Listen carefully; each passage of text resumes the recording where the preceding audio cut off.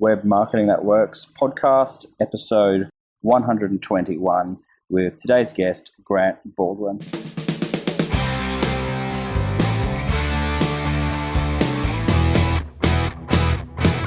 Welcome to the Web Marketing That Works podcast. Come behind the scenes of real-life marketing experiments and listen in as amazing guests confess the truth about what really works. Now, here are your hosts, Adam Franklin and Toby Jenkins. My name's Adam Franklin, and you are listening to the Web Marketing That Works podcast. I'm here with my co-host again, Toby Jenkins. How's things with you? Good, thanks, Ads. Really good. That's the way. Now, we've actually been getting some good feedback from listeners saying that they like the fact that we're doing this, the two of us on the start of each show. So it's something we're keen to keep going. We may not be able to do it all the time, but we're going to certainly endeavour to do it most of the time. So thanks to Janish and the other people that wrote in and said that they were enjoying it. We appreciate the feedback, and we'll try and keep on delivering what you guys want. So this is the show for people who love marketing on the web. You'll be taken behind the scenes of real-life marketing experiments. We'll look at the good, the bad, and the ugly. We confess what's failed and reveal the truth about what really works. The show is brought to you by our book, which is also called Web Marketing That Works. And we have a gift for you, the listener, and that is the bundle of marketing templates from our book. And you can get your hands on those over at bluewiremedia.com.au/book. All right, Tobe, so the topic today is all about public speaking, which is a very important part of web marketing, in my opinion. I'll get to that, why I think that shortly. But the guest today is a guy called Grant Baldwin, and he was introduced to me by a previous guest on the show, John Corcoran. And Grant is a professional speaker over in the States, and he started off speaking at his local church, and since then he's done well over $1 million in fees. He's given hundreds and hundreds of keynote presentations, and he's actually a bit of a coach and mentor to a lot of speakers, and he has some online training programs as well where he trains people not only how to get booked to speak, but how to get paid as well, and also training on how to actually craft a decent presentation. So there's all sorts of interesting things that we're going to cover in the show today. Yeah, Ads, I mean, speaking's been a really important part of our puzzle as well. So why do you think it's so important? Well, look, a whole lot of what we do online, I mean, we're talking public speaking in all formats. I mean, it can actually be live in person from a stage, but it can also be live through a webinar, or it can be on a podcast like this. It's still speaking publicly because there's a whole audience of people, whether they're online or in person, that are listening to it. And of course, even when you are speaking from a stage live in person, there's a whole bunch of people that might be tweeting. There might be a whole bunch of people who are recording snippets of it on Periscope and live broadcasting that to their followers. So it's so intertwined, even if you're doing it literally live from a stage, which you may not normally consider as part of the web marketing mix, but I certainly do. And of course, it's got that added benefit of giving you that visibility and that authority and credibility that really lends a lot of what you do online extra weight. Because, I mean, it's quite easy for people to blog and to even write stuff, on various websites online, but there's certainly an element of credibility, I think, that goes with actually being trusted enough to speak to an audience, and also having the confidence to speak, whether it's through a webinar or a blab or a podcast. So I certainly do recommend it for people who are looking to amplify their web marketing. And whether you start with a webinar or start with some public speaking engagements, then that's up to you. But I think the same principles do tend to apply, and it's certainly something that I was asking Grant a fair bit about in today's show. Awesome. So that's a bit of a teaser as to what we're going to cover. So, Tobes, how about we head over to the show? Let's do it. My name's Adam Franklin, and on the line we had Grant Baldwin. How are you, Grant? Doing well, buddy. How about yourself? Really well, thanks. Really well. Now, last year I did a bunch of public speaking, and you're one of the guys that I've followed for a little while because you teach people and train people how to get more speaking gigs and also get paid to speak. So my first question for you, Grant, is why would anyone want to speak from a stage anyway? All right, so that's a great question. So I think, people want to speak for a variety of different reasons. And I think one of the nice things about speaking is that it can be used in a variety of different ways with your business. So there are some people who may be listening to this who would say, Grant, I want to be a full-time speaker. And that's what I've done for a long time personally. I've spoken at, 40, 50, 60 events a year, and primarily as a way to just build my business and to be an entrepreneur. And my primary bread and butter is to just purely be a speaker. Now, there's other people who would say, I don't want to necessarily speak full time, but maybe I have this, this marketing business I have on the side, or I'm a coach, or I'm a consultant, or I do some freelance work. And so speaking can work really, really well as a means to generate new business or to be leveraged to pick up new clients. There's some people who do a lot of speaking where maybe they would go speak for free, but maybe they have some type of product or service that they can sell on the back end, some type of coaching thing or some type of funnel that they can lead people into. So the nice thing about speaking is I think for most people in just about any business and any industry, speaking can work really, really well in terms of adding just to the mix of the other things that you're already doing and ways that you're promoting your business. Sure. So let's talk about the elephant in the room, I guess, and that's the fear. Because I recall when I was doing a gig up in North Queensland a couple of years back, I was in the shuttle bus going from the airport to the hotel. The shuttle bus driver asked me what I was in town for, and I said I was giving a breakfast presentation the next morning about marketing. And he said, there's not enough rum in Queensland, for me to be able to get up and speak in front of an audience. Yeah. I thought, wow, That's interesting. Yeah. I was looking forward to doing this event, thinking this would be really fun. And for the guy next to me, he was just like, oh man, I'm terrified of that. There's no way I could even contemplate doing it. So let's talk about, other than drinking rum, what are some more effective ways to overcome that fear? Yeah, well, and I think it's important to realize that's a very natural, normal feeling. The joke is that most people, at like a funeral, most people would rather be in the casket than actually giving the eulogy. And I think that's the way most people are. Most people are nervous. We're worried about this. And I think to, again, just kind of speak to it a little bit more, I think we think that like professional speakers or expert speakers or people that have been doing this for a while, like they never get nervous and they always just they're just calm, cool, and collected.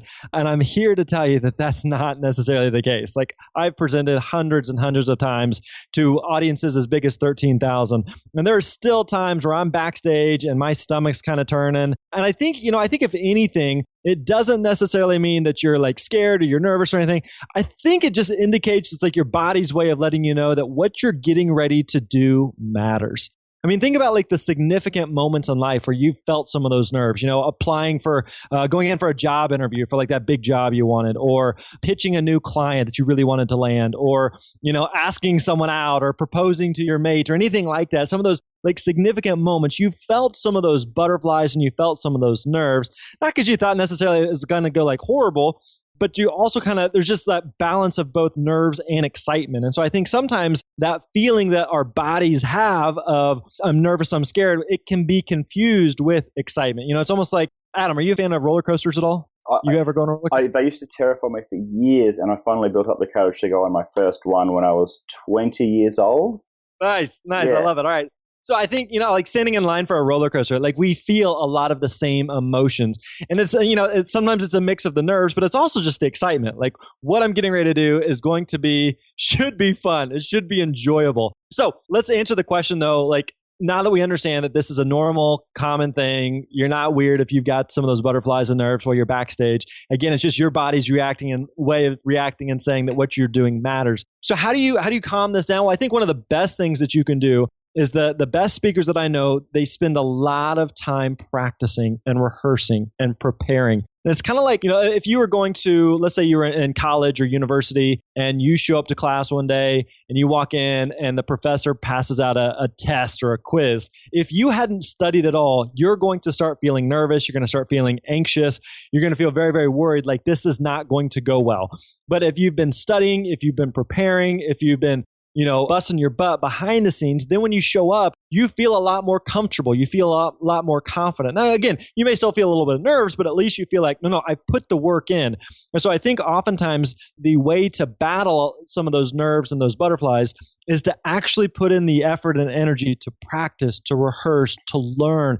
So I personally, as a speaker, I spend hours like pacing my office or pacing a hotel room, just literally talking to myself, like talking out loud, that the talk that I'm getting ready to give, going over the motions, the gestures, the movements, so that I feel really, really comfortable and confident whenever I get up on stage. So I think that, again, to kind of recap there as a long-winded answer, but the nerves, normal thing. How do you minimize those? The practice, the rehearsal helps you to feel a lot more confident and comfortable when you get up to speak. Awesome. I like the analogy there of speaking is waiting to go on to speak is like waiting in line at a roller coaster. That is right. That resonates. And I thought I'd also just add that then being an entrepreneur is like actually being on the roller coaster. Right. A completely wild ride. It totally is, because there's times where you're in front of an audience and it's going great. And there's also times you're in front of an audience and it's just not going well. You know, I've, like any other speaker, I've had moments where I've bombed and I'm just like, good Lord, like I'm having this internal dialogue like this. I suck. Get me out of here. And so that happens sometimes, but each time you speak, you learn from it. You get better at it. It's kind of, I think you can make the analogy in a lot of different ways. How do you become a better writer? Well, you write, How do you become a better runner? You run. I've got 3 little girls. And so if I was teaching one of my daughters how to ride a bike, like we could go watch YouTube videos, or we could go read blog posts or read articles about riding a bike, or we could just get on the freaking bike and you start to learn. And the more you ride the bike, the better you become. And so I think it's the same thing is true as speaking. The more you speak, the more confident and comfortable you become. And so what are some of the opportunities to just start speaking, especially if you're starting out? Like, do you just start in front of the mirror, or do you just start talking to your spouse or your parents or your kids or the wall, or what do you recommend? Right. Well, I always challenge people to answer 3 key questions. And I think you and I, we're actually going to be hosting a workshop together, a live workshop in the next week or 2. People can get more information about that later, but we're going to go into this a lot more in depth, but just a high level view of 3 foundational questions to answer. First of all, number 1 is, why do you want to speak? Do you want to speak to get more leads? Do you want to speak because it's just fun? Do you want to speak to travel? Do you want to speak because you have this message to share? Second question is, who do you want to speak to? And then number 3 is, what do you want to talk about? So if you're someone who's listening and going like, well, I just want to speak to people. All right, well, what do you want to talk about? I want to just talk about anything. I just like talking to people. Like, that's cute, but it's not really like a strategic way to market a business. And I mean, there's a lot of people here that are marketers. And so you understand, like, you got to get really, really laser focused about who you want to speak to, who you're targeting, and then what you want to talk to that audience about. You can't be the speaker that's just kind of the jack of all trades, the master of none, the guy or gal that just speaks about anything and everything. So I think those 3 key questions help you to really narrow down, again, the why, the who, and the what. And from there, then we can start to figure out some potential speaking opportunities. But again, you got to get really clear on those 3 questions first. Okay, so once you've got that bit sorted out and you've got some idea of, the why, the who, and the what, how do you then try and get that first gig?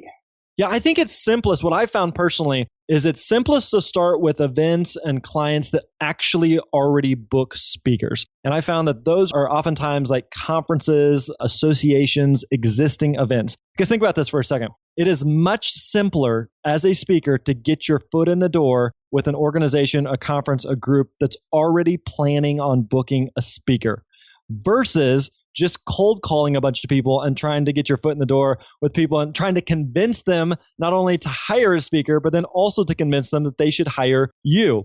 It's trying to convince someone of a need that they're not even sure that they have. But when you think about like a conference, for example, let's imagine you're a marketing speaker. And I know, you do a lot of this, Adam. If you're a marketing speaker and there's a marketing conference that's out there, don't you think that they are looking for speakers like yourself to bring in to talk about what it is that you talk about? So that's where I spend a lot of time doing is, again, getting really clear on what I want to speak about and who I want to speak to, and then beginning to look. And how do you actually look? The simplest way is actually just Google, of just trying to find some of those existing conferences and events. And then you can begin to build some relationships, connections with the decision makers, with the event planners, and show them what it is that you do, what you bring to the table. But to be honest with you, it's not overly complicated. But I think one of the things you have to do is a lot of this in the beginning is guerrilla marketing. It's going out and looking for these events rather than just sitting back and hoping that someone magically finds out about you. Right. So it's the old-fashioned hustle, turning up, introducing yourself to people, letting it be known. Right. I mean, because like the reality is the longer you speak, the more people hear about you, the more word of mouth you generate, the more name recognition you have. But again, a lot of this in the beginning, like nobody knows who you are. So it's a lot of being very, very intentional to build some of those relationships, those connections with not only with event planners, but even with just other speakers. I know for me personally, I'll give you a good example. My first full year of speaking, I went back and I looked one time trying to figure out like where were leads coming from? Like where was business coming from? And my biggest source of leads and speaking engagements, my first full year of speaking, came from other speakers. And so, getting referrals, getting some of those recommendations from other people. And so building relationships with other speakers is another great way to find different leads and potential events to speak at. Oh, that's a great suggestion because, of course, they're hopefully getting booked and speaking to event planners. And if you're in a non-competing topic, I guess, then very easy for them just to recommend you. Yeah, I mean, like think about it. Like there are lots and lots of, let's just talk about marketing conferences, okay? There are literally hundreds and hundreds of marketing conferences. And so one person cannot speak at them all. And the way that most conferences work is that even if you do a great job, they typically won't bring you back in a future year, at least not like in a primary keynote type of position, like a paid type of role. So they may say, hey, if you want to come back and do a workshop, that's fine. But a lot of times they want to rotate speakers. They want some fresh faces. Maybe they'll have you back, but it may be 3 or 4 years. They want the audience to turn over a little bit. So it's the type of thing where, okay, if I'm in the position of I just keynoted an event and they're like, that was great, we may have you come keynote again in another 3, 4, 5 years. Is there anyone else you recommend? Well, of course, I want to recommend someone that would do a good job because it makes me look good too. And so I want to help out the client, but then also, again, selfishly, it helps me out if I continue to build that rapport, that connection with the client.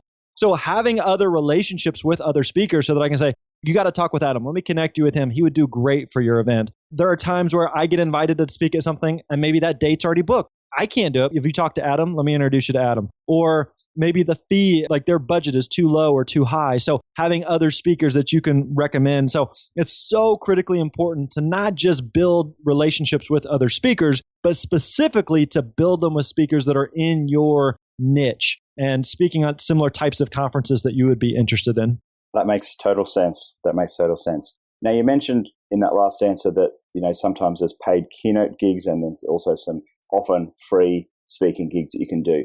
What's the key to making that transition from being a free speaker to being a paid professional speaker? Yeah, I think there's definitely this misconception that, if you do a free speaking engagement, it means you're not good enough. You're not good enough to get paid. But I'll kind of bust that myth by saying there's a lot of reasons why maybe it makes sense to speak for free. Okay, let me give you a couple of examples here. Maybe you go do a free workshop at a conference just to build a relationship with a client where maybe you speak for free this year, but they pay you in a future year. Maybe you want to go speak just to get better. We talked earlier about the way that you become a better speaker is you actually speak. Well, how are you going to do that? So you look for opportunities to actually speak. And maybe that means that you speak for free from time to time. There are times where maybe you generate revenue in other ways. So I'll give you a great example. A couple years ago, I went and spoke at a conference that I spoke at for free. I had to pay my own travel. So on paper, in theory, like I actually lost money on this event. Like I'm a lose money speaker. But as a result of speaking at that conference, of doing one free workshop, built a great relationship with the client. They hired me to speak the following year and to do the closing keynote at their conference. I picked up a couple of coaching clients from the workshop that I did. And then also we had a couple people who signed up for like our online training programs later. So even though I spoke at that event for free, or again, in theory, I'd lost money on paper, that one speaking engagement netted close to $10,000 in revenue. So I think, again, it's just misconception of like, oh, but you spoke for free. It's like, yeah, but if every time I speak for free, I'm going to generate, $10,000 in other ways, then sheesh, I'd speak for free a lot. So don't just look at it like, well, I got paid or I didn't get paid. I think you can also look at it through the lens of maybe it makes sense to speak for free if there's other ways that you can generate revenue. Now, so let's transition though and answer the question of just when should you start charging? So there's a lot of factors that go into whether or not you should charge and what you should be charging. And again, some of this comes back to the original question of why do you want to speak? Do you want to speak to pick up clients and maybe consulting work? Well, if that's the case, then maybe it makes sense to speak for free or speak for a really, discounted fee. Whereas if you would say, I want to speak for a fee because I'm going to speak at this event that, I don't really have any product or service to sell and it's going to pull me away from my business and my family. but I'm intrigued by doing the event, then maybe it's something that you would want to charge for, So I think there are a variety of different reasons why you could do it for free and a variety of different reasons why you should charge to do it. So I don't think it's always like this blanket answer of, you should never speak for free, because I don't think that's necessarily accurate. Yeah, that's such a good point, because two of the best public speakers that I know in Australia, they're very strategic with the events that they either charge for or do for free. But the ones that they do for free bring in significantly more money in the long term, because you might get $10,000, maybe $12,000 in Australia for a keynote speech. But if they speak to the right audience and they're doing it for free, then they can win all of that business. Like one sells real estate franchises, the other one has an accounting practice. And when they speak strategically to the right audience, they can pick up 40 or 50% of the business in the room for their accounting work, or attract that many more franchisees into their real estate business, that it's just significantly higher revenue by, not taking the 10 grand fee, but taking that business that you win off the back of it. Exactly. And I'll give you a great example. And, at the time of this recording, in about 3 weeks or something, I'm speaking at an event where they are not paying me to speak. But one of the things that we negotiated was that we would get basically a cut of ticket sales. And then also we're going to be offering some type of product on the back end of this particular event, and we'll do a split on that. So even though, again, on paper, I'm doing this free event, it will bring in, anywhere from $30,000 to $40,000. So again, there's a lot of reasons why maybe it makes sense to speak for free. I'll give you another great example. There's times where maybe it makes sense to speak for free just because where it is or the event that you're doing is just fun. Like if there's an event in Australia that wanted, I'd go speak for free in Australia if if you're going to pay for my family to come along, we can have a vacation down under. Well, heck yeah, I do that. So looking for those opportunities as well that you can trade value for value. Now, if you're just saying I'm just going to go speak for free all the time out of the goodness of my heart, you can't build a business that way. But if you're bringing value to the table and they're providing value in return, that not necessarily always just a check, then there's a lot of ways to exchange value where it makes sense for speaking. Now, that actually gets me thinking as well about the difference between, say, a webinar versus speaking from the stage, because firsthand, and we all hear stories of people running webinars for free training, free education through a live webinar delivered through the internet. But the sales that people can make off webinars can be really quite lucrative as well. And of course, I guess that's another example of speaking for free, but making lots of money at the same time. Now my question is, what is speaking on a webinar a good starting point or a good stepping stone to speaking on stage, or is it completely different craft? Well, I would say this. I would say it's a different world. If you were doing a webinar versus a live event, if you were doing something like Blab or Periscope versus a live event, yes, they are different worlds. Now, having said that, though, if you've done a lot of webinars, then when you get ready to speak in front of a live audience, it's not like it's going to hurt your cause, but I think they can be complementary. I think both can make you better at the other. I do a lot of live speaking and I do a lot of webinars. And so I think that they both help me on the other side of it. The downside the upside when you're doing a live event is you can see people's faces. I can tell if the audience is with me, if I'm losing them, if they're distracted. I can see eyeballs. Whereas if I'm doing a webinar, I can't see any of that. I just have to go off the chat. And so there may be hundreds of people in that chat, but I have no idea. Maybe none of them are watching. Maybe they're all on Facebook right now. I have no idea, So you lose out on some of that, but it does help you to get better as a speaker and a presenter. So again, one of the things we've touched on a couple times here is that the more often you speak, the better you become. And so it's absolutely, maybe it makes sense to just kind of learn and figure out what works and what resonates. And then you're able to present that in live setting or versa. You live thing and you realize, kind of dial it in and figure out what works and what doesn't. And then you can turn around and present that on a webinar. So I think they can definitely be, although they are different worlds and are somewhat different skill sets, I think they can definitely help you and be complementary to each other. So Grant, you're going to put on some live, speaking of webinars, you're going to put on some live free training for our Bluewire audience soon. Can you talk us through the workshop and what sort of stuff you'll be covering in that?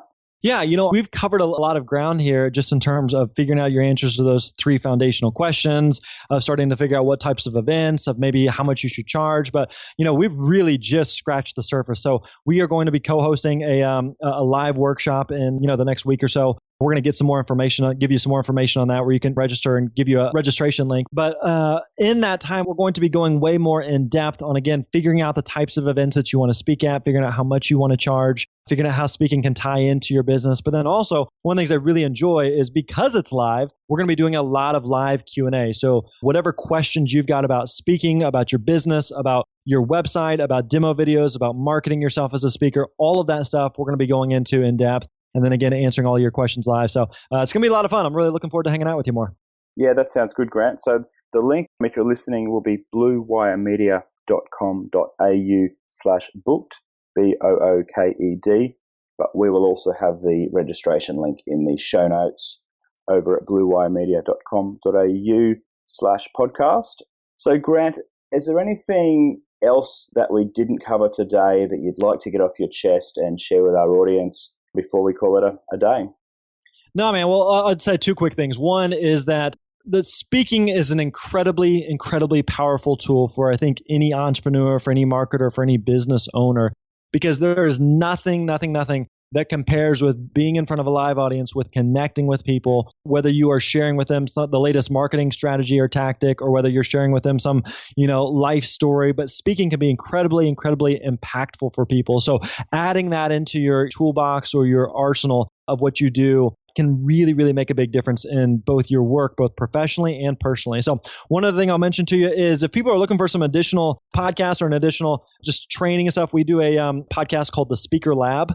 And I'm sure you guys can link up to that, The Speaker Lab. You can find details on it over at thespeakerlab.com. But there we do podcasts twice a week where we answer people's questions. We interview other speakers. We do some training and teaching there. So lots of content and help and support over there. Again, over at thespeakerlab.com. Awesome, Grant. Thanks for sharing that. Well, listen, are there any other ways people can get in touch with you, or is that the best way, thespeakerlab.com? Yeah, the Speaker Lab's the main place. I mean, if people want to check out my personal speaking site and video and all that stuff, that's over at grantbaldwin.com. But yeah, if you're looking for speaking training and support along those lines, then thespeakerlab.com is the place to be. Awesome, Grant. Listen, thank you so much for coming on the Web Marketing Network's podcast. We've learned a lot, and I look forward to going even deeper on the live webinar training soon. Sounds good. Thanks for the time, Adam. Enjoyed hanging out with you. Looking forward to hanging out with you and everybody else in the coming future. Sounds good. So that's a wrap for my interview with Grant Baldwin. As you know, we're going to actually be doing a live webinar with him on the 1st of March. That's 2016. So if you're listening to this before that date, head over to register at bluewiremedia.com.au/booked, BOOKED, and you'll be able to register for that webinar and get a whole bunch of free training from Grant and a whole bunch of resources as well. That'll be cool in terms of hearing it live from him as well. But what did you take away from this particular interview, Ads? One of the things that I really enjoyed from Grant was the idea of having a speaker buddy. And I originally said to him, a non-competing speaker to sort of refer you into jobs. And he said, yes, but also what he was getting at was having someone who does exactly the same topic as you, because they are going to have opportunities that they can't do, and they're going to hopefully want to have a reputable person to actually refer work to. So, whilst we know we consider ourselves friends with lots of the other digital marketing speakers and social media speakers, I thought it was particularly good to forge a few relationships where we refer people to the jobs we can't do, which I guess we do, but also seek out other people too and let it be known that, we're available. We cover the same sort of topic, but we've got a different approach or a different flavor, and see how that goes in terms of generating new speaking engagements as well. So that was a really neat technique, I thought, from Grant there. Yeah, that's great. I mean, it's so aligned with online philosophy generally, is that everyone's in it together and just trying to help spread a message. And so it makes sense that would be the same for speaking as well. Yeah, it's true, hey, because a lot of the time we say, look, if people are learning about digital marketing, that's awesome, because we're keen on people to learn it and to implement it and to improve. But, whether they learn from us or learn from somebody else we know, look, it doesn't really matter at the end of the day. A lot of what we're going to be teaching is going to be similar in terms of the content, but of course it's the flavor, it's the personality and the people that are teaching it that's probably going to make the difference. So, at the end of the day, if people are keen to learn about it, but it's not through us, then good luck. We're happy to support that. And, we certainly endorse a lot of training programs through our newsletter, and a lot of the times they're from people that we know, like and trust, and whose material is really good. And yes, it's certainly going to be aligned with some of our stuff. It may even overlap with some of our stuff, but we are still keen to get behind them and encourage them, because certain people may prefer their vibe and their personality. So absolutely, yeah, encouraging people to learn, whether it's from us or people that we also like. Mm-hmm. Absolutely.